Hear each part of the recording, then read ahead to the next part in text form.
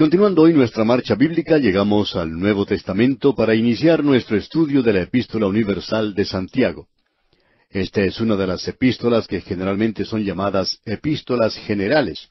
También son llamadas epístolas católicas, en el sentido de que son universales, porque no están dirigidas a una iglesia en particular, sino a la iglesia en su totalidad, pero a un grupo particular en la iglesia. Aquí tenemos esta epístola dirigida a la diáspora, o sea, a los de la dispersión. Y comienza diciendo en el versículo 1, Santiago, siervo de Dios y del Señor Jesucristo, a las 12 tribus que están en la dispersión, salud. Deseamos entrar a analizar esto dentro de un momento. Pero cuando él dice, a las 12 tribus que están en la dispersión, es muy obvio lo que quiere decir. Se trata de los creyentes en Israel. Él está escribiendo a los creyentes judíos de aquel día. Después de todo, amigo oyente, la iglesia primitiva estaba formada por un 100% de judíos, por un largo período de tiempo. Luego unos cuantos gentiles entraron a la iglesia, y luego un gran número de ellos. Podríamos decir que tuvo lugar un gran avivamiento en el corazón mismo del Imperio Romano, donde existe Turquía en el presente. Ahí es donde estaban las 7 iglesias mencionadas. Hablando literalmente, podríamos decir que varios millones se volvieron a Cristo, y opinamos que hay suficiente evidencia para decir eso. Pero muchos de ellos eran israelitas, y estas epístolas son enviadas en esa dirección. Ahora, la epístola de Santiago ha sido comparada con el libro de Proverbios. Hay muchas similaridades. Otros la han comparado con el Sermón de la Montaña. Eso también es correcto, porque después de todo, Santiago era un hermano de sangre o medio hermano del Señor Jesucristo. Creemos que sería conveniente decir aquí unas cuantas palabras en cuanto a este Santiago del cual estamos hablando. Cuando estudiamos el libro de Hebreos, la epístola a los Hebreos, tuvimos cierto problema en cuanto a su autor. ¿Quién escribió el libro? ¿O la epístola a los Hebreos? ¿La escribió el apóstol Pablo? Bueno, nosotros opinamos que fue él quien lo hizo. Hay otros que opinan que fue el evangelista Lucas quien escribió esa epístola, o Bernabé, así es que se ha mencionado unos cuantos. Ahora tenemos aquí también un problema en cuanto al autor de la epístola universal de Santiago. No hay ninguna duda que fue Santiago quien escribió la carta de Santiago, pero ¿cuál Santiago fue? Hay personas que han encontrado 6 Santiagos diferentes en el Nuevo Testamento. Bueno, es muy obvio que en varios lugares se está hablando del mismo Santiago. Creemos que uno puede encontrar 3 que son identificados claramente. Algunos, por supuesto, hacen de esto 4 Santiagos, pero nosotros nos conformamos con solamente 3. Ahora, lo que tenemos aquí es, en primer lugar, a Santiago, el hermano de Juan. Él era uno de los hijos de Zebedeo. Ellos recibieron un nombre de parte del Señor Jesucristo. Él los llamó los hijos del trueno. Ahora, este Santiago fue asesinado por Herodes. Y usted puede leer en cuanto a esto allá en el libro de los Hechos de los Apóstoles, capítulo 12. Herodes tomó a Santiago y le dio muerte cuando Pedro estuvo encarcelado. Tenemos luego al segundo Santiago mencionado, el hijo de Alfeo, comúnmente identificado como Jacobo el menor. Él es mencionado en la lista de apóstoles, pero se conoce muy poco en cuanto a él. Uno lo deja de lado automáticamente. Luego tenemos al tercer Santiago, o Jacobo, y él es el hermano del Señor. Eso quiere decir que era hijo de María y al mismo tiempo hijo de José. Y eso hace de él un medio hermano del Señor Jesucristo. Al comienzo del ministerio del Señor Jesucristo, sus hermanos no creían en él para nada. Se nos menciona en Mateo capítulo 13, versículo 55, ¿no es este el hijo del carpintero?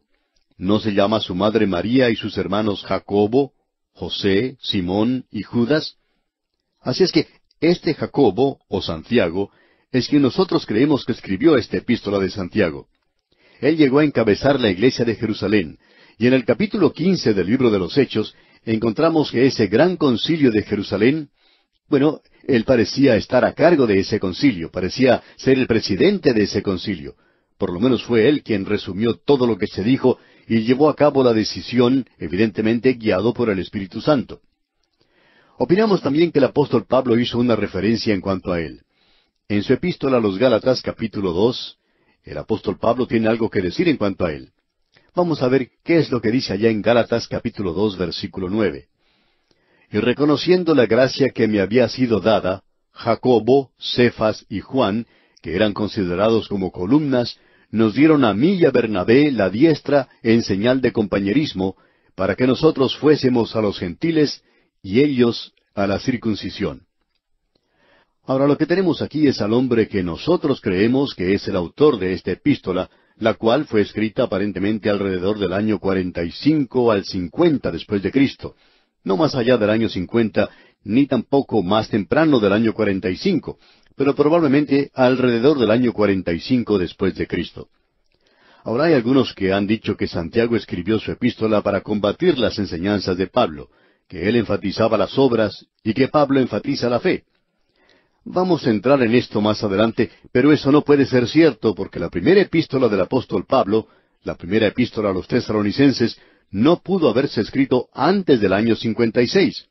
Lo que queremos decir es que se escribió entre los años 52 al 56. Así es que aún la primera epístola que escribió el apóstol Pablo no fue escrita sino hasta después de haberse escrito la epístola de Santiago. Santiago es el primer escritor de las Escrituras, si uno toma esto cronológicamente. En cierta ocasión, un predicador estaba hablando y él cometió la equivocación de decir que Santiago había escrito su carta para corregir al apóstol Pablo en la doctrina de la justificación por fe. Pero ese hombre no había analizado esto completamente, o él no hubiera cometido esa equivocación. Vamos a entrar en esto más adelante, pero el tema que Santiago presenta no es el de las obras nada más. Es fe, lo mismo que presenta el apóstol Pablo. Él nos dice lo que la fe produce. Ya hablaremos de esto. Y por ahora regresemos al asunto de la introducción que tenemos en cuanto a esta epístola. Usted descubre que esos dos hombres están dando énfasis a la fe y a las obras. Ellos utilizan esa expresión muchas veces. El tema a través de toda la epístola de Santiago es el de la fe y lo que la fe hace. Ambos presentan dos aspectos de la fe, el de la justificación por la fe, y el apóstol Pablo enfatizaba ambas cosas, digamos de paso. Él presenta con toda claridad que la fe es el camino o la forma por la cual somos justificados, pero que esa fe es una fe que produce obras. Y él podía decir, por gracia sois salvos por medio de la fe, no por obras, para que nadie se gloríe. Y no por obras de justicia que nosotros hemos hecho. El apóstol Pablo también escribió, y en estas cosas quiero que insistas con firmeza para que los que creen en Dios procuren ocuparse en buenas obras. Está escrito en el capítulo 3 de la epístola a Tito, versículo 8. Ahora, en su carta a los Efesios, capítulo 2, versículo 10, el apóstol Pablo dice, porque somos hechura suya, creados en Cristo Jesús para buenas obras, las cuales Dios preparó de antemano para que anduviésemos en ellas. La fe es la raíz de la salvación, y el apóstol Pablo hace énfasis en eso. Las obras son el fruto, el resultado de la salvación, y eso es lo que Santiago enfatiza. La fe es la causa de la salvación, y las obras, como hemos dicho, es el resultado de la salvación. Y cuando el apóstol Pablo habla de que las obras no lo salvan a uno, él está hablando en cuanto a las obras de la ley. Y cuando Santiago enfatiza de que las obras son importantes y esenciales, él está hablando en cuanto a las obras de la fe, no de las obras de la ley. Él dice, muéstrame tu fe sin tus obras, y yo te mostraré mi fe por mis obras. Dios nos observa y considera lo que hay en nuestro corazón. Él sabe si usted cree o no cree. Eso es justificación por la fe. Pero su vecino de al lado, él no puede ver su corazón. Él puede observar solamente sus obras, el fruto de eso. Vamos a hablar mucho de eso más adelante en esta epístola. Consideramos dos versículos como claves en esta epístola de Santiago. El primero de ellos lo vemos en el primer capítulo, versículo 22, donde dice, pero sed hacedores de la palabra, y no tan solamente oidores, engañándoos a vosotros mismos. Y luego en el capítulo 2, versículo 20 leemos, ¿mas quieres saber, hombre vano, que la fe sin obras es muerta? Como ya hemos indicado anteriormente, tenemos aquí una epístola práctica. Santiago aparentemente era una persona muy práctica. La tradición cuenta que a él se le dio un sobrenombre, y ese sobrenombre fue rodillas de camello. Y la razón para eso es que él pasaba mucho tiempo en oración. Él trata mucho con asuntos prácticos como la ética del cristianismo, no la doctrina. Él va a poner mucho énfasis en esto, pero él no se va a apartar para nada de la fe. Como ya hemos indicado también, la epístola de Santiago ha sido comparada con el libro de Proverbios, y también con el Sermón del Monte. La justificación por la fe es demostrada por las obras, y la justificación por la fe debe ser colocada en los tubos de prueba de las obras y de las palabras y de la mundanalidad, que dicho sea de paso, es una advertencia para ricos también. Usted tiene en los bosquejos que hemos enviado, en los primeros 3 capítulos, la verificación de la fe genuina. Ahora, ¿cómo puede uno darse cuenta de esto? Dios prueba la fe, en primer lugar, por medio de pruebas. Eso lo encontramos en los primeros 12 versículos del capítulo 1.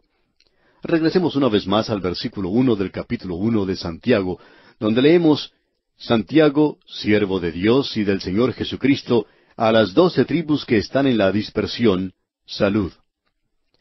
Ahora notemos que él se llama a sí mismo un siervo de Dios, y eso quiere decir en realidad un esclavo del Señor Jesucristo. Él utiliza esa expresión. No sé cómo reaccionaría usted, amigo oyente, pero estoy seguro que si yo hubiera sido medio hermano en el lado humano del Señor Jesucristo, en alguna parte de la epístola, yo en alguna manera se lo haría conocer. Lo habría presentado en manera muy piadosa y quizá lo hubiera presentado también en manera muy humilde, pero estoy seguro que yo le hubiera dejado saber eso. Sin embargo, Santiago no lo hace. Él se llama a sí mismo un esclavo de Dios y del Señor Jesucristo.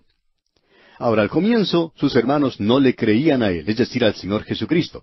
Después de todo, ellos habían crecido junto al Señor, habían jugado junto a él, le habían visto crecer. Ellos habían notado que era un poco diferente, pero ellos no pensaban que él era el Salvador del mundo. Amigo oyente, algo que nosotros enfatizamos en el libro de Hebreos es que nuestro Señor Jesucristo era tan humano cuando se encontraba aquí sobre la tierra, que aun sus propios hermanos no llegaban a darse cuenta que Él tenía una diferente naturaleza, y por supuesto la gente más difícil de alcanzar es la familia. Aun así, ellos son aquellos a quienes nosotros debemos tratar de alcanzar. Santiago llegó a conocer al Señor Jesucristo no como su hermano de sangre, sino como su Salvador, y él llegó a ser un esclavo del Señor. ¿Ha notado usted, amigo oyente, la forma en que él se dirige a él? Él lo llama por su nombre completo, el Señor Jesucristo. O sea, Él es mi Señor. Como ya hemos dicho y visto, Jesús era su nombre humano, y él le conocía como Jesús, su medio hermano, pero también le conocía como Cristo, como el Mesías que iba a venir. Aquel que murió por los pecadores, y ese Jesús no era simplemente un nombre, sino que él era llamado Jesús porque iba a salvar a su pueblo de sus pecados. Ahora esta carta está dirigida a las 12 tribus que están en la dispersión. Prestemos atención por un momento. ¿Pensaba usted que 10 de las tribus se habían perdido?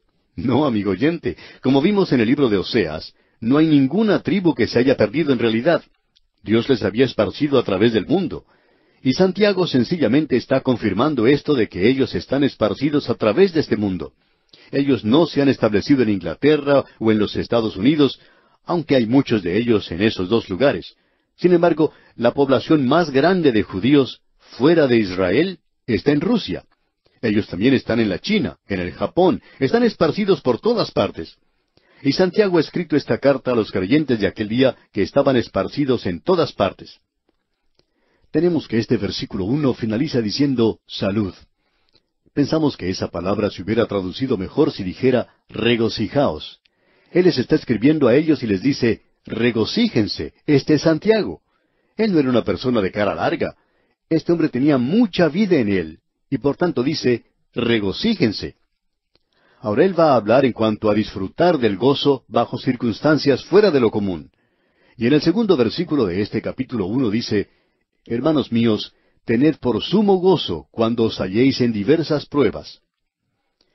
Cuando ustedes estén teniendo problemas, no comiencen a llorar como si algo terrible hubiera sucedido. Ustedes deben regocijarse. Debemos contar esto como un gozo de que Dios lo esté probando de esta manera. En realidad tenemos la pregunta, ¿debe el creyente experimentar gozo en la muerte y en todas las pruebas y tensiones de la vida? Hablando honradamente, amigo oyente, deberíamos decir que no. Eso no es lo que Santiago está diciendo. En realidad nos lleva a algo que no es real el decir, yo estoy reconciliado con la voluntad de Dios, cuando vienen problemas y cuando en realidad usted no está reconciliado. Hay muchas personas que dicen que están reconciliados y luego tienen una cara tan larga que están llorando todo el tiempo. Bueno, amigo oyente, usted no está reconciliado con la voluntad de Dios hasta cuando pueda regocijarse. En realidad, es una forma de enajenación mental el adoptar esa actitud de pseudo-piedad.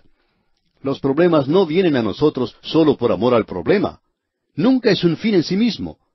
Tened por sumo gozo cuando os halléis en diversas pruebas.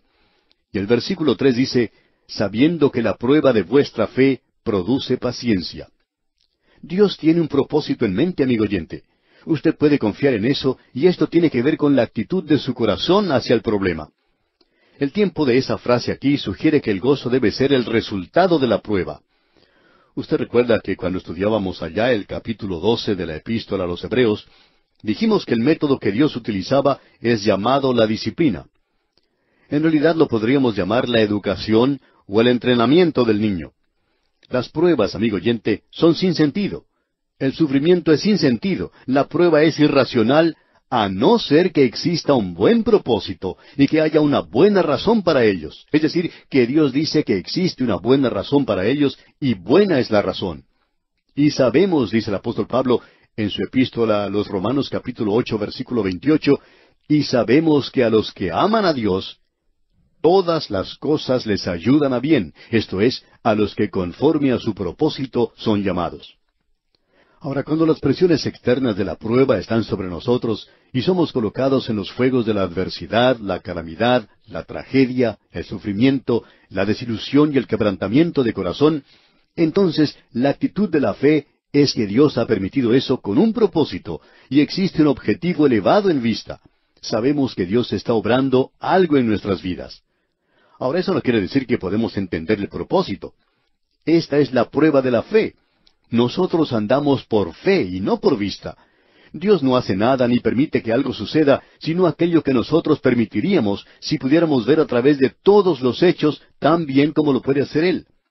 Alguien dijo eso en la Edad Media, pero no recordamos quién fue que lo dijo. Simplemente lo mencionamos aquí porque encaja en lo que estamos hablando. Ahora, ¿cuáles son algunos de los propósitos que resultan en la prueba de la fe? ¿Nos ha mostrado Dios alguna guía para esto? Bueno, en esta epístola tenemos la prueba positiva de la fe genuina. Notemos lo que nos dice aquí Santiago, ¿sabiendo qué? Que la prueba de vuestra fe produce paciencia. Eso es lo importante, amigo oyente. Bueno, no tenemos mucho tiempo para desarrollar esto hoy. Vamos a desarrollarlo y lo vamos a tener que dejar, Dios mediante, para nuestro próximo programa, porque esto es algo muy importante y debemos considerarlo nuevamente.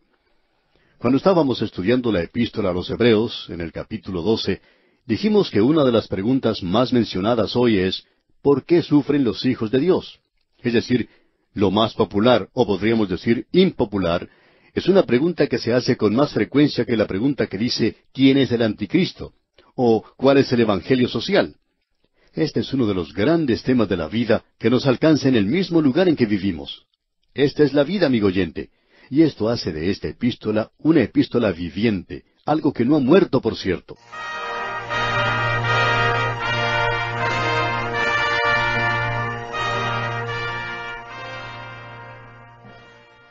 ¿Por qué estudiar la palabra de Dios de manera consecutiva?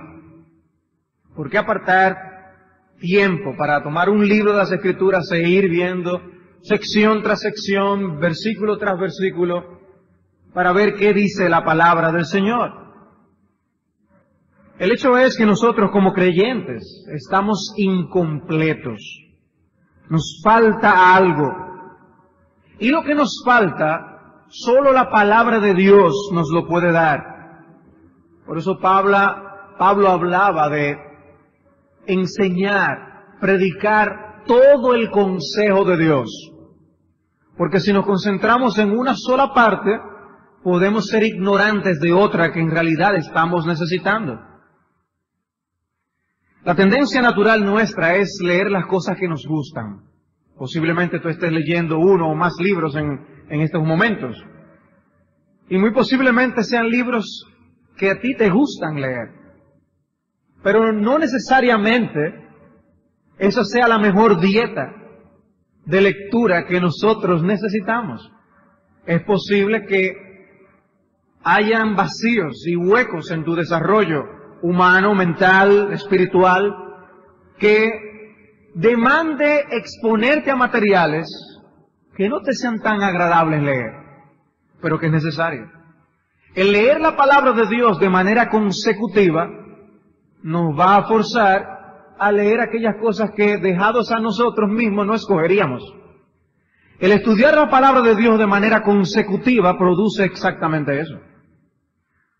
Una de las desventajas de que el pastor seleccione un tema aquí o allá es que una de las desventajas para la congregación, por así decirlo, es que uno no va a satisfacer necesariamente los gustos de las personas, sino que nosotros escogemos un tema que entendemos es útil para la congregación, obviamente, pero no necesariamente que a ti te va a levantar el ánimo por decir qué bueno que vamos a estudiar esto.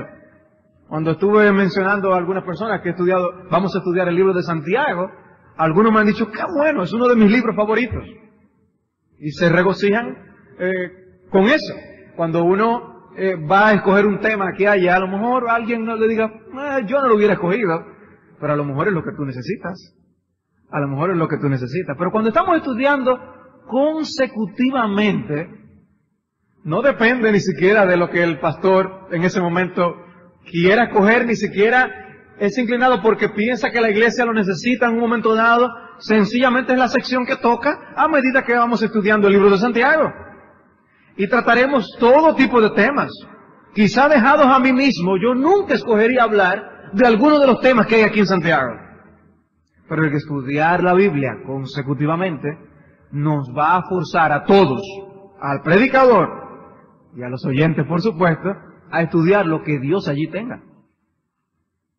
Si yo estoy seguro que si yo voy estudiando el libro y de repente ustedes ven que yo salto una sección, yo estoy seguro que muchos de ustedes van a decir, pastor, ¿y qué?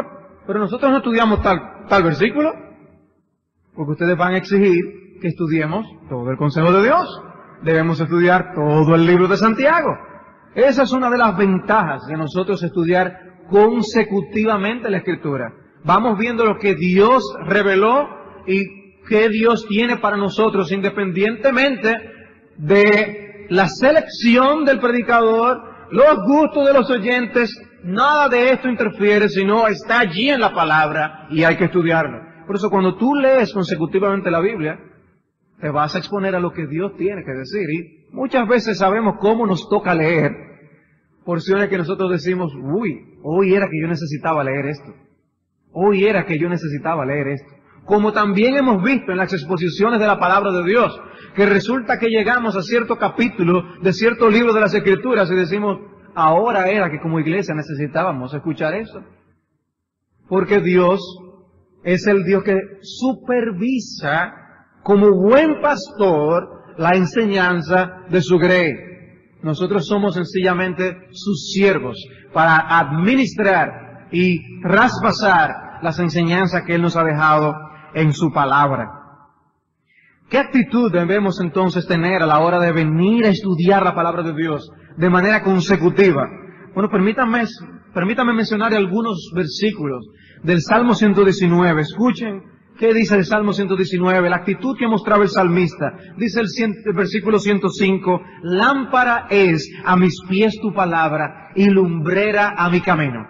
Debemos acercarnos a la palabra de Dios. Y ahora con expectativa al ver que vamos a estudiar un libro más de las Escrituras, Señor, yo quiero que tu palabra realmente me vaya marcando el camino, me vaya señalando la senda por la que yo debo andar. Lámpara me es a mis pies tu palabra y lumbrera a mi camino. Dice el versículo 130 de ese mismo Salmo, la exposición de tus palabras alumbra. Haz entender a los simples. Y todos tenemos simplezas. De una manera u otra, todos tenemos simplezas. ¿Quién es 100% sabio? Necesitamos la palabra de Dios que nos ilumine, nos enseñe.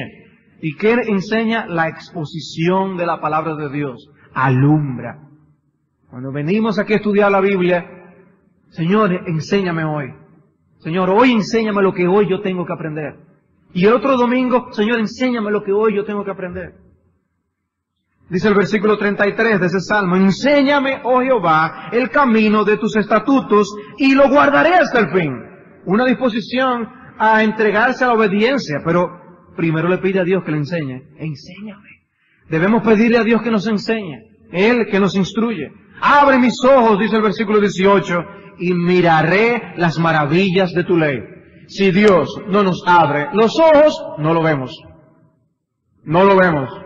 Pidámosle al Señor que nos abra los ojos. Porque tú puedes leer el mismo pasaje y tu vecino que está sentado al lado de ti puede leer el mismo pasaje y los dos tener un beneficio diferente. ¿Por qué? Porque no tenemos la misma actitud, la misma disposición y Dios no nos haya abierto nuestros ojos. Que no hayamos clamado a Dios que nos abra nuestros ojos. Por eso debemos pedir a Dios que nos sustente, como dice el versículo 116. Susténtame conforme a tu palabra y viviré, y no quede yo avergonzado de mi esperanza. Susténtame, Señor. Yo necesito el sustento de la palabra de Dios. Y nosotros, como ministros del Señor, no podemos hablar otra cosa que la palabra del Señor. ¿Cómo podemos nosotros pastorear la grey de Dios? Debemos pastorear la grey de Dios solamente con la palabra de Dios. No en base a opiniones, no en base a presentimientos, a la ley y al testimonio. Si no dijeren conforme a esto, es porque no les ha amanecido. A la ley y al testimonio. ¿Qué dice Dios? Eso es lo importante. ¿Y por qué estudiarla? Palabra por palabra, frase por frase, construcción por construcción. Porque nosotros creemos en la inspiración de las Escrituras. Toda la Escritura es inspirada por Dios. Dios la produjo, Dios nos la dio. Y el mismo Cristo dice en Mateo capítulo 5 que es hasta el detalle, aún cada minúscula parte de la gramática fue algo dado por el Espíritu de Dios. Ni una tilde ni una jota de la ley pasará que no se vaya a cumplir. Antes bien pasará en el cielo y la tierra, a que deje de cumplirse la palabra del Señor con detalle. Por eso debemos ir frase por frase, palabra por palabra, párrafo por párrafo, estudiando qué dice la palabra de Dios. Toda la Escritura es inspirada por Dios y útil para enseñar, para redarguir, para corregir, para instruir en justicia, a fin de que el hombre de Dios sea perfecto, enteramente preparado para toda buena obra. ¿Para qué nos fue dada la palabra de Dios? Dios nos la regala para que al enseñarnos, al corregirnos, nosotros vayamos avanzando hacia la madurez. Y con esa madurez seamos capaces de cumplir toda buena obra. No es un asunto de lanzarnos a cumplir toda buena obra, sin estar antes equipados con la palabra de Dios. Debemos estar equipados con la palabra de Dios. Dice alguien, no todo el que envejece, crece. Hay una diferencia entre la edad y la madurez. Por el hecho de que un cristiano haya sido salvado hace 10 o 20 años atrás, no garantiza que sea maduro en el Señor. Y de hecho, una de las cosas que uno ve en la iglesia es que resultan que hay personas que tienen menos tiempo en la fe que sobrepasan en madurez a otros que tienen mucho más. Pero todos debemos de crecer. Todos debemos de crecer. Puede deberse a una falta nuestra, a un pecado nuestro que no estemos creciendo. Pero el propósito de Dios es que crezcamos, que esa palabra nos lleve a avanzar para estar enteramente preparados para toda buena obra. Y el libro de Santiago es un libro que tiene como uno de sus objetivos llevar al pueblo de Dios a la madurez cristiana. Y nosotros como iglesia necesitamos avanzar hacia la madurez cristiana. Pero al comenzar este estudio, debemos estar conscientes de que, en un sentido, nosotros vamos a estar leyendo una correspondencia ajena. Porque Santiago, para la fecha cuando se escribió originalmente, no fue con nosotros en mente, sino con otro grupo de personas. Estamos leyendo realmente correspondencia ajena. Y eso nos demanda que en el día de hoy nosotros estudiemos algunas consideraciones introductorias para el libro. Antes de lanzarnos a estudiar el contenido del libro, debemos preguntarnos ¿de dónde sale este libro? ¿Quién es el autor? ¿A quién les escribe? ¿Y por qué trata lo que trata? Así que respondamos algunas preguntas. Y la primera es, ¿quién escribió Santiago? ¿Quién escribió Santiago? Y la respuesta, ya muy posiblemente que las personas que están escuchándome ya tienen en su mente, es que Santiago le escribió a Santiago. No hay que pensar mucho para poder llegar a esa deducción. Pero obviamente tenemos que dar un poco más de información. Y por eso yo quisiera decir algo con respecto a la identidad, a la vida y a la actitud del autor de esta epístola. La identidad, la vida y el autor de esta epístola.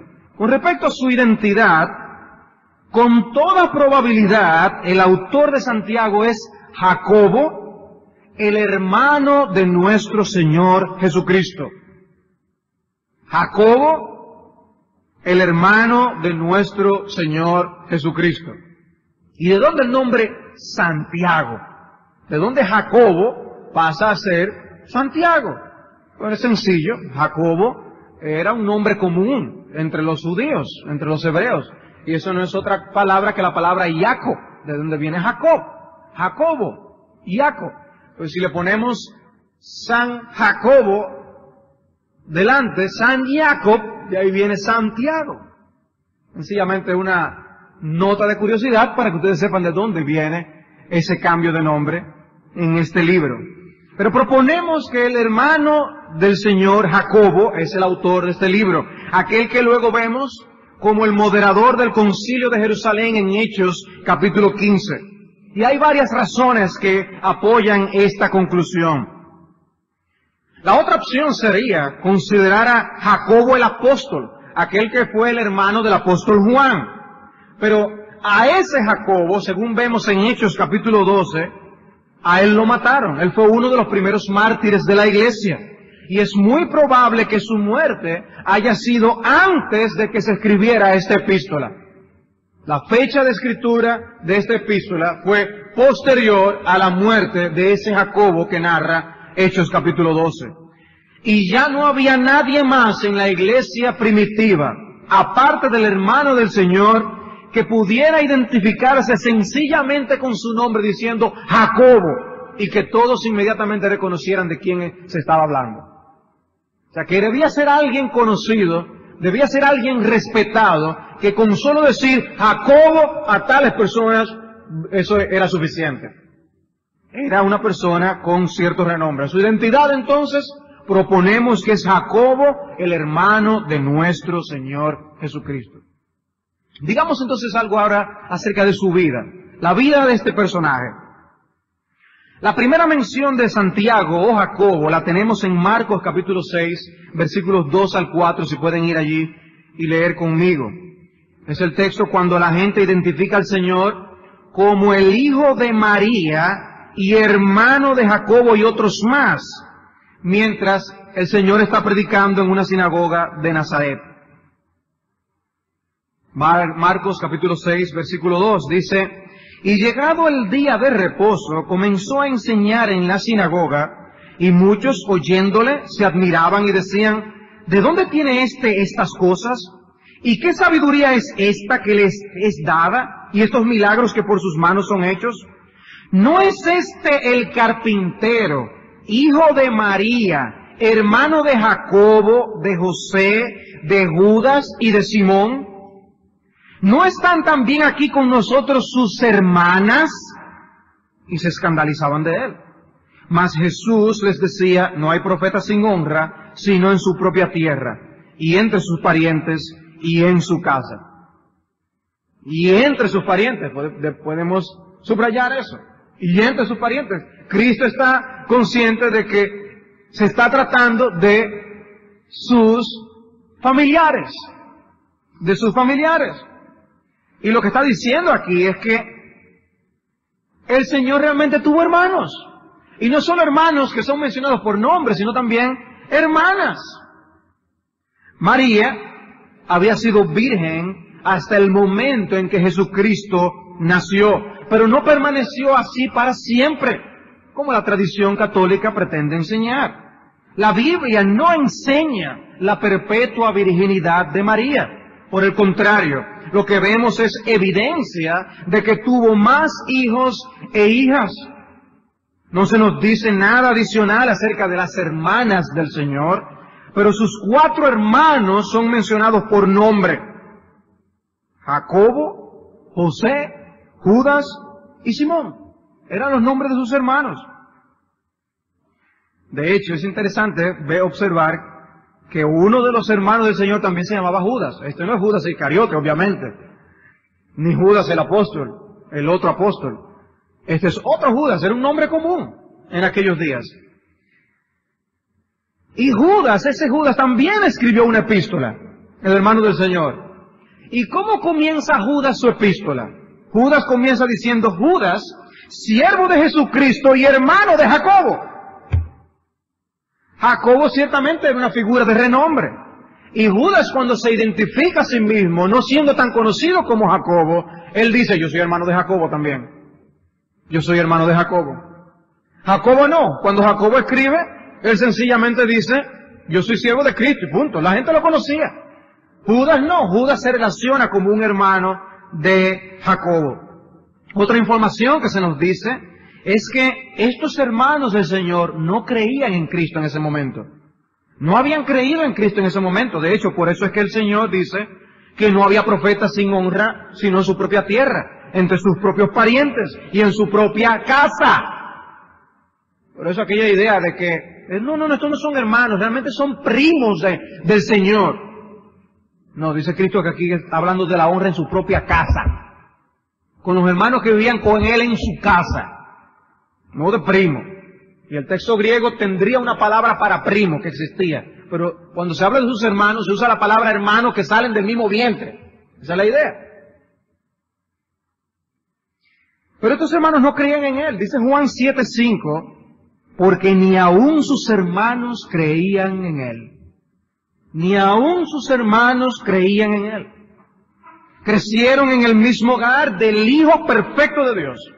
Fueron testigos oculares del carácter justo del Señor y sin embargo no creyeron.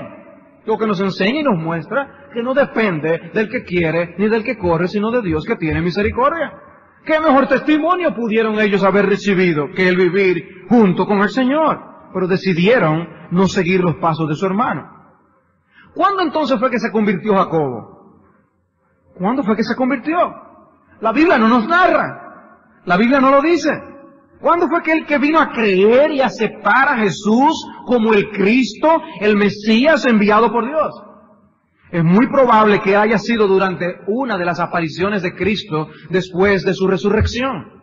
Él se aparecía a sus discípulos, a sus apóstoles, y pudo haber sido en uno de esos contactos. Si buscan primero a los Corintios, capítulo 15, primero a los Corintios, capítulo 15, versículo 3, ustedes recordarán cómo el capítulo 15 de primero a los Corintios, que trata acerca de la resurrección, inicia hablando de la resurrección de Cristo. Y dice primero a los Corintios 15:3, porque primeramente os he enseñado lo que asimismo recibí, que Cristo murió por nuestros pecados conforme a las Escrituras, y que fue sepultado y que resucitó al tercer día conforme a las Escrituras. Y apareció a Cefas y después a los 12. Después apareció a más de 500 hermanos a la vez, de los cuales muchos viven aún y otros ya duermen. Después apareció a Jacobo. Después a todos los apóstoles. Dice, ese Jacobo probablemente está hablando del Señor. No hay evidencia del hermano del Señor. No hay evidencia en el texto que indique cuál de los Jacobos es de lo que se está hablando. Pero no hay dudas de que para el tiempo en que Pablo ya escribe esta epístola, Jacobo, el hermano del Señor, era el líder reconocido de la iglesia primitiva. Y los hermanos sabían posiblemente de quién se estaba hablando. Cuando Pablo escribe primero a los Corintios, mencionar a Jacobo era mencionar al hombre que era el líder de la iglesia. Y muy posiblemente estaban ellos viendo al hermano del Señor como al que se está haciendo referencia en nuestro texto. Y posiblemente su encuentro con el Cristo resucitado tuvo un impacto similar a lo que ocurrió cuando Cristo se le aparece a Pablo camino a Damasco. Y ese haya sido el momento de transformación. ¿Y cuál es la próxima mención que se hace de Jacobo? Luego leemos en el libro de Hechos que él estaba junto a los discípulos en el aposento alto después que el Señor asciende a los cielos. Hechos capítulo 1, versículo 13. Hechos capítulo 1, versículo 13. Dice, y entrados, subieron al aposento alto donde moraban Pedro y Jacobo, Juan, Andrés, Felipe, Tomás, Bartolomé, Mateo, Jacobo, hijo de Alfeo, Simón el celote y Judas, hermano de Jacobo. Ahora, todos estos son los apóstoles, ¿no? Y hay dos Jacobos mencionados allí. Ese no es nuestro personaje. Pero noten el versículo 14.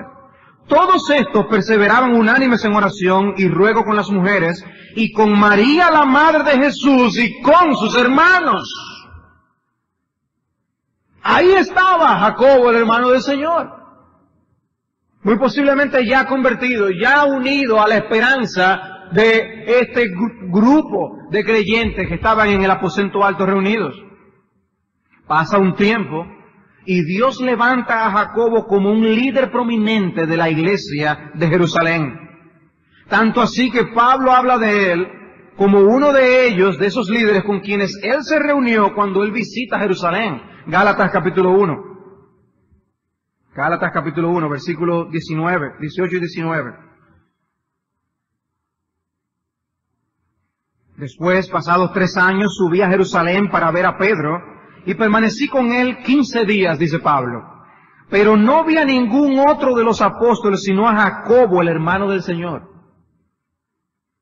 ¿Cómo menciona a Jacobo, el hermano del Señor, como el líder? Yo no vi a los otros apóstoles, pero a quien yo sí vi fue a Jacobo, el hermano del Señor. Y habla de esa experiencia como un encuentro con uno de los líderes de la iglesia.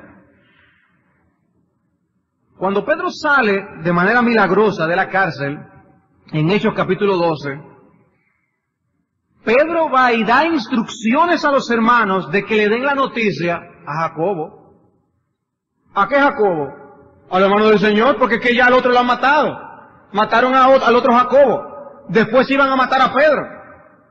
Como vieron que mataron a Jacobo y a los judíos les gustó la idea, Herodes iba a matar a Pedro también. Dios en ese instante libera a Pedro y cuando Pedro sale, se aparece a los hermanos y les dice, denle la noticia de que yo salí de la cárcel a Jacobo, porque ya era un líder en la iglesia. Dice Hechos 12:17, pero él haciéndoles con la mano señal de que callasen, les contó cómo el Señor le había sacado de la cárcel y dijo, haced saber esto a Jacobo y a los hermanos, y salió y se fue a otro lugar. Después le vemos jugando un rol importantísimo en el concilio de Jerusalén en Hechos capítulo 15. Posterior a ello, Jacobo es uno de los que envían a Pablo y a Bernabé a llevar el evangelio a los gentiles. Y miren los términos en que Pablo se expresa acerca de Jacobo en Gálatas capítulo 2, versículo 9. Dice, y reconociendo la gracia que me había sido dada, Jacobo, Cefas y Juan, que eran considerados como columnas, nos dieron a mí y a Bernabé la diestra en señal de compañerismo para que nosotros fuésemos a los gentiles y ellos a la circuncisión. Dice, ¿quiénes eran considerados columnas? Dice Jacobo, Cefas y Juan. Noten que incluso lo menciona primero que Pedro, Cefas. Dice Jacobo. Era un líder indiscutible en medio de la iglesia de Jerusalén. Dios levantó a este hombre y lo puso en un lugar de preeminencia. Un líder. Y guiando al pueblo de Dios, Él encomienda a Pablo y a Bernabé a que vayan a los gentiles. Nosotros vamos a seguir trabajando con los judíos. Ustedes vayan y ministren a los gentiles. Eso es lo que hacen y lo que Pablo está narrando en este lugar. Cuando Pablo regresa de la misión, él va precisamente donde Jacobo a contarle qué fue cómo ocurrieron los eventos, a dar el reporte de lo que ocurre. En Hechos 21:17 dice, cuando llegamos a Jerusalén, los hermanos nos recibieron con gozo y al día siguiente Pablo entró con nosotros a ver a Jacobo y se hallaban reunidos todos los ancianos, a los cuales después de haberles saludado les contó una por una las cosas que Dios había hecho entre los gentiles por su ministerio. De manera que vemos cómo este hombre llega a tener un lugar tal que es el que es mencionado cuando Pablo va a dar el reporte de lo que ocurrió. ¿A dónde fue él? Donde Jacobo. Donde Jacobo era un líder inconfundible. Entonces, cuando escribe la epístola, Santiago o Jacobo, escribe como uno de los líderes de la iglesia con voz autoritativa. De hecho, una de las marcas que tiene la epístola de Santiago es el gran número de imperativos que aparecen. Mandatos, órdenes, exhortaciones autoritativas, porque era un líder inconfundible de la iglesia. Y él, guiando a los judíos, escribe a judíos para enseñarles acerca de las cosas vitales que en ese momento él debía enseñar. Bien, hemos visto entonces algo de su identidad y de su vida. Ahora con respecto a su actitud. A pesar de ser figura central en el liderazgo de la iglesia primitiva, y a pesar de ser hermano en la carne del Señor Jesucristo, los humos no se le fueron a la cabeza. Santiago pudo haber introducido la carta diciendo que era el líder de la iglesia de Jerusalén, o pudo haber mencionado que era hermano del Señor. Sin embargo, él se conformó con identificarse simplemente como un siervo del Señor Jesucristo. Eso es lo que él hace. Eso es lo que él hace en Santiago 1:1. Jacobo, siervo de Jesucristo, siervo de Dios y del Señor Jesucristo. Él no quiere en ningún modo dar la impresión de que por ser su hermano tiene una relación de iguales con Jesucristo. No es así. Ni siquiera menciona esa relación. Antes bien habla de otro tipo de relación, la que hay entre un señor y un esclavo. Porque esa relación vino a ser más importante que su relación carnal. La gente tiende a hacer alarde de que conoce alguna personalidad. Oh, yo conozco a fulano, sí. Sultano y nosotros nos criamos juntos. Y la gente hace alarde de cuando conoce a alguien que es famoso. Nuestra actitud cristiana no debe ser esa. Debemos imitar a Santiago en su humildad. Era cierto que él era hermano del Señor, pero no es menos cierto, no era menos cierto que él era siervo de ese mismo Señor. ¿Y qué es lo que él quiere destacar en su identificación? Que Cristo es el Señor, dueño y rey de su vida. Eso es lo que quiere destacar. Él no quiere destacar que él es hermano de él. Él quiere destacar que Cristo es el Señor, el rey soberano. Y hermanos, ¿cómo nos considera Cristo a nosotros hoy? Según el libro de Hebreos dice que Cristo no se avergüenza de llamarnos hermanos. Es nuestro hermano espiritual. Pero antes que eso, Él es nuestro Señor. Antes que eso, Él es rey y dueño de nuestras vidas. Y Santiago está mostrando que siendo el hermano aún de la carne de Cristo, que Él no se equivoca. Dice, ese es el Señor a quien yo sirvo. Ese es el Señor a quien yo sirvo. ¿Qué es un siervo? ¿Qué es un siervo? La palabra siervo que utiliza aquí es una que enfatiza y destaca el control completo del esclavo que totalmente se somete a otro. Esa es la idea del término. Y Santiago presenta como un honor y una honra para él en ser un siervo y un esclavo del Señor Jesucristo.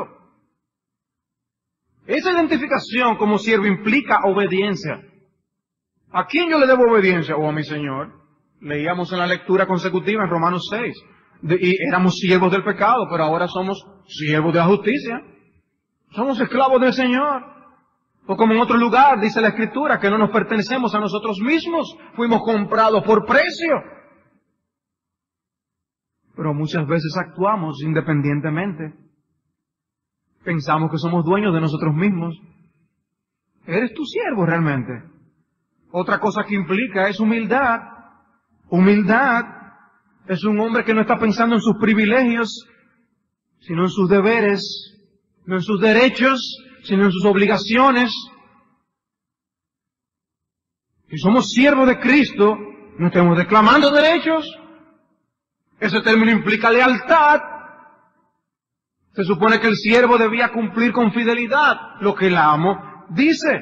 Y ese siervo debe velar por los intereses del Señor. ¿Estamos nosotros velando por los intereses del Señor? ¿Estamos siendo fieles en la administración de los recursos que Él ha puesto en nuestra mano? Hay cierta gloria también en ese título. La gloria de ser siervo no de cualquiera, sino del Señor Jesucristo. Siervo de Dios y del Señor Jesucristo. ¿De quién uno sea esclavo? ¿Eso es importante? Eso es importante. Y también implica dependencia. ¿De quién dependía el esclavo? Sobre todo en aquellos días. Para todo en su manutención dependía de lo que el amo le iba a dar. En comida, en vestido, en techo, dependía del amo. Con nosotros es diferente con el Señor. ¿O hay un sentido de independencia con el que nos estamos moviendo, viviendo nuestras vidas cristianas? El punto es, hermanos, que ser siervo de Jesucristo tiene una implicación. Se usa mucho en la comunidad cristiana en el día de hoy. ¡Hey, siervo! ¡Siervo! Oh, ¿cómo estamos, siervo? Y la gente habla de siervo. Y el siervo fulano. ¡Oh, mi siervo! Pero lo usan de una manera que pierde significado. Pierde significado. Siervo, ¿qué implica? Que tú eres un siervo de Cristo. Realmente tú estás mostrando obediencia, humildad, lealtad, gloria en esa servidumbre, dependencia en tu Señor. ¿Es un título, un nombre o una realidad? Esta actitud humilde es la que nosotros vemos en otros siervos del Señor en las Escrituras, como un Moisés, un David, un Isaías. ¿Por qué? Porque eran donadies que Dios honraba con la oportunidad de servir en su reino. Señor, ¿y quién soy yo para que tú me mandes? Decía Moisés. Señor, yo no puedo, yo no sé ni hablar. ¿Quién soy yo? Precisamente cuando llaman a Isaías, es cuando él se da cuenta que él es lo menos de lo menos. Sin embargo, dice, aquí envíame a mí. Es un siervo puesto a la disposición del Señor. Un don nadie a quien Dios honraba. Entonces, ¿somos nosotros algo diferente en nuestra identidad con respecto a Cristo? No, nosotros somos siervos igualmente. La pregunta es, ¿tenemos nosotros la misma actitud que Santiago? ¿Tienes tú la misma actitud de Santiago? No existe día en la que nuestra identidad no sea la de siervos. Pero lo que pasa es que a veces uno toma como vacaciones. Pero la realidad es que sin vacaciones somos siervos de Cristo siempre. Siervos de Cristo siempre. ¿Cuáles son tus prioridades? ¿Eres tú uno de los siervos del Señor? ¿Son tus prioridades la misma de Cristo, tu amo y Señor? ¿O tienes tú otras prioridades en tu agenda que chocan, que tienen conflicto con las prioridades del Señor? Muestra tu agenda tu prioridad, muestra tu cartera tu prioridad, muestra tu hablar tu prioridad, la prioridad de un siervo de Cristo. Santiago se llamó a sí mismo siervo de Cristo porque era realmente un siervo. Hermanos, no seamos siervos de nombre nada más. No seamos siervos de nombre. Una de las cosas tristes que ocurren entre hermanos en un hogar es que compiten entre ellos y se pelean. El caso que tenemos aquí es el de uno que se identifica públicamente en una carta como siervo de su hermano. Normalmente los hermanos compiten entre sí. Él se enorgullece de ser siervo del suyo. Él no está por competencia con ese hermano mayor. Porque una cosa es que uno se sienta tratado como un esclavo por los demás, y esas cosas pasan. Y otra muy diferente es someternos voluntaria, feliz y entusiastamente al señorío de su hermano. Y eso fue lo que hizo Santiago. Con gozo, yo estoy a tu disposición, a su hermano. Y alguien dijo con mucha propiedad que este texto da testimonio de la deidad de Jesucristo. Este texto da testimonio de la deidad de Jesucristo. Porque es muy posible que Santiago durmiera en la misma cama con Jesús cuando eran niños. Es muy posible. Y aquí nosotros vemos a ese que creció con Cristo dando testimonio de que era su Señor y su Dios. Dícese alguien, si puedes crecer junto a un niño y llamarle Dios e identificarte como su siervo, ese es un testimonio muy convincente de la deidad de nuestro Señor Jesucristo. Si había alguien que podía haber conocido alguna tacha, eran los miembros de su familia y en particular sus hermanos. Y sin embargo, nosotros tenemos aquí el caso de Jacobo, que una vez creció, él no pensó. Una vez se convirtió, él no pensó, pero él es un falso. Porque él vivió de esta manera. Es mentira. No, él corroboró que lo que él había visto con su conversión, con su entrega a Cristo, él corroboró que lo que había visto toda su vida era verdad. El carácter intachable de Jesucristo. Si su hermano tuvo una opinión tan alta de Jesucristo, nosotros no podemos tener una opinión menor. Nosotros no podemos tener una opinión menor. Y me gusta muchísimo la forma como Santiago se refiere al Señor en el capítulo 2, versículo 1, cuando dice, hermanos míos, que vuestra fe en nuestro glorioso Señor Jesucristo sea sin acepción de personas. Él habla de su hermano, de nuestro glorioso Señor Jesucristo, nuestro glorioso Señor. Es glorioso. Y yo pregunto, ¿qué tan alto, qué tan sublime tú ves a Jesucristo? ¿Qué tanto deseo tienes de conocerle y amarle cada día más, de parecerte a Él? Porque vemos a un hombre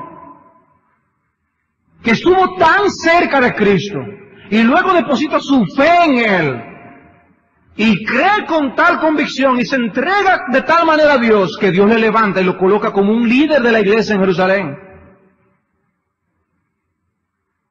Él quería ser como su Señor, él quería imitar a su Señor, él quería ser como su hermano mayor. Que un incrédulo no honre a Cristo no debe extrañarnos. Lo que no debemos aceptar nunca es que uno que se llame a sí mismo su siervo nunca le honre de labios.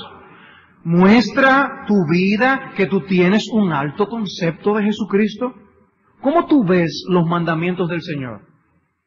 ¿Cómo tú ves los mandamientos del Señor? Porque si tú eres uno de sus siervos, tú vas a querer hacer su voluntad. ¿Recuerdan lo que leíamos que decía el salmista en el Salmo 119? Enséñame, Señor, que yo la voy a poner por obra. Enséñame. Pero a veces nosotros leemos las cosas, oímos las cosas de la palabra de Dios y no le damos ese peso que Santiago le dio. Porque veía a su Señor dándole instrucción. Nosotros a veces no vemos a Dios detrás de lo que leemos en las Escrituras. Y nos excusamos, y argumentamos, y evadimos.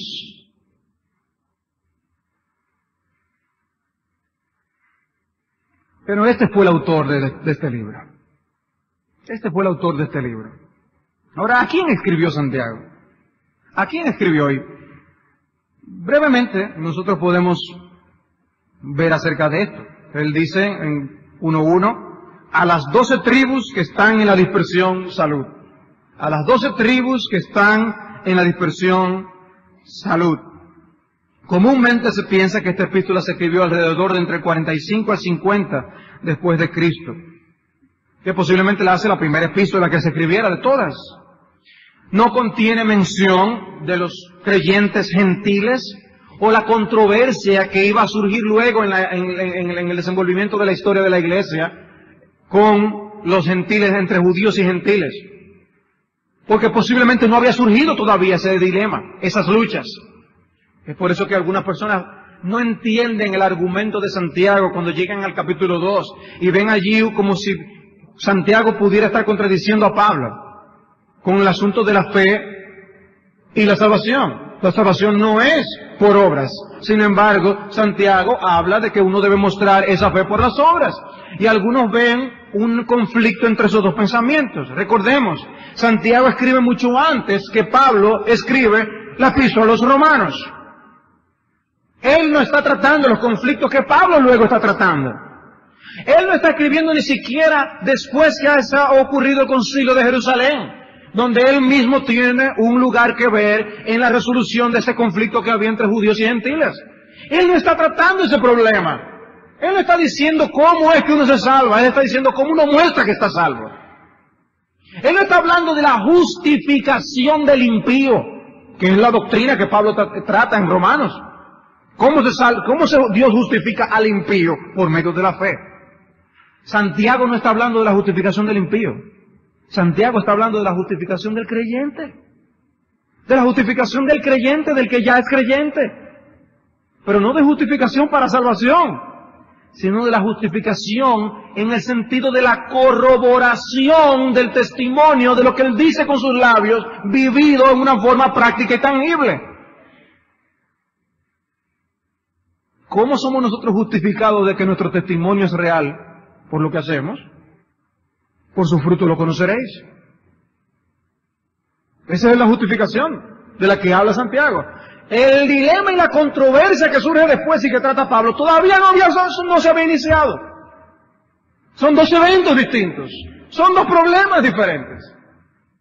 Cuando Santiago escribe, lo escribe posiblemente como la primera epístola, el primer libro que se escribió en todo el Nuevo Testamento. Ningún otro libro se había sido escrito. Lo primero que se escribe es la epístola de Santiago, y no menciona a los gentiles dentro de la iglesia todavía. O sea que le está tratando con judíos. ¿Pero qué tipo de judíos? Judíos creyentes. Judíos que se habían convertido. Y judíos que posiblemente habían estado diseminados en algunos lugares. Por eso dice a los dispersados. A las 12 tribus. Es una forma de incluirlos a todos los judíos. No importa de qué tribu fuera. No es que había una localizada allí y otra allá, sino todo aquel que es un judío creyente, dice dispersado, posiblemente dispersados en base a las persecuciones que surgieron a partir de lo que narra Hechos capítulo 8 o Hechos capítulo 11, muy posiblemente. Pero él les describe con autoridad, utilizando 54 imperativos a esos judíos, dándoles directrices de cómo ellos debían vivir. Dice Hechos capítulo 21, versículos 17 al 20. Cuando llegamos a Jerusalén, los hermanos nos recibieron con gozo. Y al día siguiente Pablo entró con nosotros a ver a Jacobo, y se hallaban reunidos todos los ancianos, a los cuales después de haberlos saludado les contó una por una las cosas que Dios había hecho entre los gentiles por su ministerio. Porque todavía eso no había ocurrido antes. Cuando ellos lo oyeron, glorificaron a Dios y le dijeron: ya ves, hermano, cuántos millares de judíos hay que han creído, y todos son celosos por la ley. Y todos son celosos por la ley. Dice, hay judíos que han creído y eran celosos por la ley. Ellos estaban viviendo, esos judíos, con muchas de sus costumbres, con mucha de su cultura, que es lo que Pablo después trata de resolver en los capítulos de la libertad cristiana en el libro de Romanos, para poder ayudar a esos judíos a lidiar con la diferencia con los gentiles, porque eran celosos con la ley. Él no escribe, Santiago, en toda la epístola, cosas en contra de los gentiles, ni él escribe desincentivando a los judíos de hacer ciertas cosas como Pablo luego tiene que hacer en algunas de sus epístolas. ¿Por qué? Porque él está escribiendo a judíos que se habían convertido y que todavía estaban practicando algunas de las cosas de las que ellos como ley guardaban, y no había controversia porque no había gentiles en medio de ellos. No había gentiles en medio de ellos. El problema surge años después, cuando ellos quisieron imponer cosas de los judíos sobre los gentiles cuando se convirtieron. Y ahí entonces es que entra el rol que juega Santiago en el concilio de Jerusalén y la instrucción que ellos tienen que dar a las iglesias. Entonces, ¿a quién es que le escribió? A judíos convertidos, judíos que se habían convertido al cristianismo. ¿Y por qué escribió Santiago? ¿Quién escribió? Santiago. ¿A quién? A judíos convertidos. ¿Por qué escribió? ¿Por qué? Bueno, esta carta es una carta ética y práctica. Es una carta acerca de la vida cristiana. O sea que evidentemente cuando uno lee Santiago, uno ve que el argumento no era ganar a judíos para Cristo. No, eso no es de lo que él trata. Él asume que estos judíos ya sirven a Cristo y él se identifica como un siervo de Cristo y los demás están sirviendo a ese Cristo. Eran gente que creían en Jesús como el Mesías. Estos hermanos tenían buena doctrina. Habían abrazado las mismas perspectivas gloriosas que él tenía acerca de Jesús. Lo que estos hermanos sí necesitaban, en palabras de Juan Calvino, eran aguijonadas o espuelas de exhortación para que hicieran lo que tenían que hacer. Eso era. Era darle un espuelazo a los hermanos para que se pongan activos en lo que tienen que hacer. Esa era la idea. Es una carta en donde Santiago se mete con la vida de los hermanos. Es como si Santiago le pisara los callos a los hermanos. Es una carta para motivarnos a vivir la vida que cristianos están supuestos a vivir. Es una carta que se mete con nuestras actitudes, se mete con nuestros deseos, se mete con nuestros derechos, se mete hasta con lo que dejamos de hacer. Al que sabe hacer lo bueno y no lo hace, le es pecado. Este Santiago se mete con todo. No respeta. Se mete hasta con nuestras motivaciones, de lo que podemos ver en la epístola. Santiago tiene interés en que vivamos vidas con un balance cristiano. Debemos ser aquellos que podamos tomar tiempo para mirarnos en el espejo de la perfecta ley. Repito esto, hermanos. Santiago asume que debemos ser cristianos con un balance cristiano, que incluye el que debemos tomar tiempo para meditar en la perfecta ley de la palabra de Dios. Es lo que le enseña en el capítulo 1 cuando él dice, pero sed hacedores de la palabra y no tan solamente oidores, engañándoos a vosotros mismos, porque si alguno es oidor de la palabra, pero no hacedor de ella, este es semejante al hombre que considera en un espejo su rostro natural, porque él se considera a sí mismo y se va y luego olvida cómo era. Él se está viendo en el espejo de la palabra de Dios, pero no actúa. Él no se detiene a ver qué es lo que tiene y qué debe arreglar, qué no anda bien. Él no se detiene, no hay consideración. Más, el que mira atentamente en la perfecta ley, dice que mira atentamente. El que se detiene, el que considera, el que reflexiona y persevera en ella, no siendo oidor olvidadizo, sino hacedor de la obra, este será bienaventurado en lo que hace. ¿De quién es la bienaventuranza? Del que reflexiona, lo que lee y lo que escucha de la palabra de Dios. Y hermano, los espejos no lisonjean. Eso de lo de Blancanieves, ¿quién es la más bonita del reino? Oh, no, sí, tú eres tú. Los espejos no lisonjean. Los espejos dicen lo que hay. Usted ve, eso es lo que hay. Ahí ni siquiera es que tú sales más fotogénica que lo que dice el espejo. Lo de fotogénico es de foto. Pero espejónica no hay. Eso es lo que tú eres. La Biblia hace lo mismo. La Biblia nos dice lo que hay. La Biblia no te va a lisonjear. No, tú estás bien.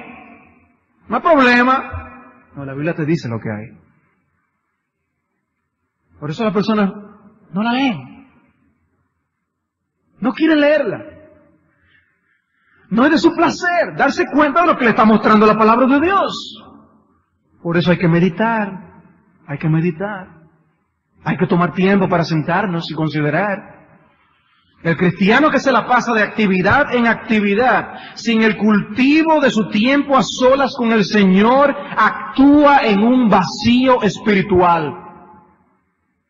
Y antes que filántropos, tenemos que ser filóceos. Y saco esa palabra filóceos, que es la que aparece en 2 Timoteo 3:4, cuando Pablo dice amadores de los deleites más que de Dios. Es Pablo que usa esa palabra. Usa una palabra para los amadores de deleites y una palabra para los amadores de Dios. Y en nuestro contexto el punto es que debemos ser más amadores de Dios que de los hombres. Nuestro amor a los hombres debe derivarse de nuestro amor a Dios, que es el primer y más grande mandamiento. Si no hay algo que anda mal, si nuestra vida práctica no brota de una reflexión y un examen basados en las Escrituras, entonces no está fundamentada en Dios. Ante los múltiples casos de necesidad que la providencia ha traído a nuestra iglesia, muchos hermanos y hermanas están muy activos ayudando, y eso es bueno. Sigamos haciendo la buena obra. Pero si no apartamos tiempo para leer, meditar y orar, el desgaste espiritual no tardará en llegar con consecuencias funestas para nuestras vidas de piedad.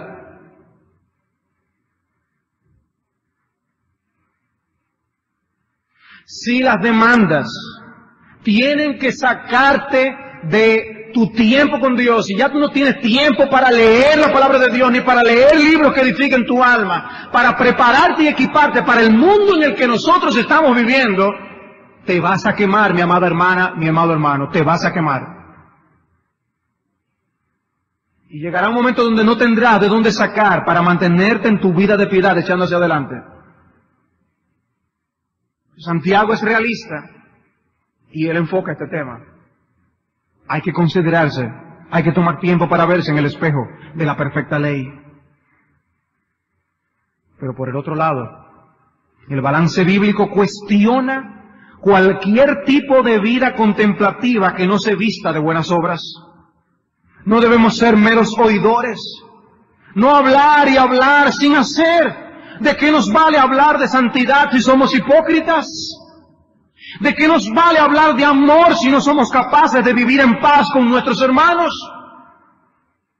Entonces hay que pasar del dicho al hecho. Y habiendo reflexionado, habiéndose alimentado nuestras almas, entonces ponerla por obra. Ponerla por obra. Dios no quiere el quietismo ni el activismo vacío. Por eso inmediatamente después de hablar, de vernos en el espejo de esa ley, dice, si alguno se cree religioso entre vosotros y no refrena su lengua, sino que engaña su corazón, la religión del tal es vana. La religión pura y sin mácula delante de Dios el Padre es esta: visitar a los huérfanos y a las viudas en sus tribulaciones y guardarse sin mancha del mundo. ¿Vemos el balance que Santiago quiere producir en estos creyentes? Balance. Y estos hermanos estaban pasando por problemas, y él está corrigiendo muchos problemas. Estaban pasando por sufrimientos, por persecuciones, ¿y qué les dice él? Hermanos míos, tened por sumo gozo cuando os halléis en diversas pruebas. Tened por sumo gozo cuando os halléis en diversas pruebas. Había parcialidad entre los hermanos, y trataban a los ricos de una manera y a los pobres de otra forma. Y él les dio el punto de cara a cara, frente al problema. Y hermanos, no es con parcialidad. Si Dios hubiera aplicado parcialidad, nosotros no estaríamos aquí. Pero Dios, independientemente de si ricos o pobres, llama con el evangelio de su gracia y perdona a pecadores. Y eso nos enseña a nosotros cómo debemos actuar. Y él pone el ejemplo concreto. Dice, si llega alguien bien vestido, muy rico, y dice, ven, siéntate aquí. Y al otro, ven, es que estás tú allá. Y ya estudiaremos estas cosas. Estos hermanos también estaban enfrentando falta de compromiso. Falta de compromiso. Algunos decían tener fe, pero no lo mostraban con sus obras. Si alguno de vosotros les dice ir en paz, calentados, saciados, pero no les dais las cosas que son necesarias para el cuerpo, ¿de qué aprovecha? Tú crees que Dios es uno, bien hace, pero también los demonios creen y tiemblan. No es un asunto de decir. Así enfrentan luchas en medio del seno de la iglesia, conflictos entre ellos, el uso de la lengua. Estaban haciendo un mal uso de la lengua. El materialismo estaba afectando la vida de estos hermanos, haciendo planes sin contar con la bendición de Dios, o viviendo en dependencia de sus propias riquezas. Hermanos, nos parece que estamos tratando cosas que nosotros necesitamos escuchar también. Estamos escuchando cosas allí en Santiago que nosotros necesitamos escuchar. Parece que estos mandamientos el Espíritu de Dios los puso allí. Estas exhortaciones que hay allí, para nosotros también en el siglo XXI. Para nosotros en el siglo XXI. Así que Santiago nos va a ayudar a examinarnos a nosotros mismos para que crezcamos espiritualmente y avancemos hacia la madurez de vidas espirituales cristianas estables y balanceadas. Cito, y con esto concluyo, al rabino Duncan, John Rabino Duncan. Algunas personas hay que predican solamente doctrina. Eso hace que las personas sean solo cabeza, lo cual es un monstruo. Algunos predican solamente experiencia, lo que hace que la gente sea solo corazón, lo cual también es un monstruo. Otros predican solamente práctica. Eso hace que las personas sean únicamente manos y pies, lo cual es igualmente monstruoso. Pero si predicas doctrina, experiencia y práctica, con la bendición de Dios tendrás cabeza, corazón, manos y pies. Serás un hombre perfecto en Cristo Jesús. Y eso es lo que Dios quiere hacer con nosotros. Mas tenga la paciencia su obra completa, para que seáis perfectos y cabales, sin que os falte cosa alguna. Que el ir estudiando este libro vaya produciendo eso en cada uno de nosotros conforme a nuestras necesidades. Espero que ustedes tengan el compromiso de orar, como yo, de que sea Dios quien nos hable a través de estos estudios.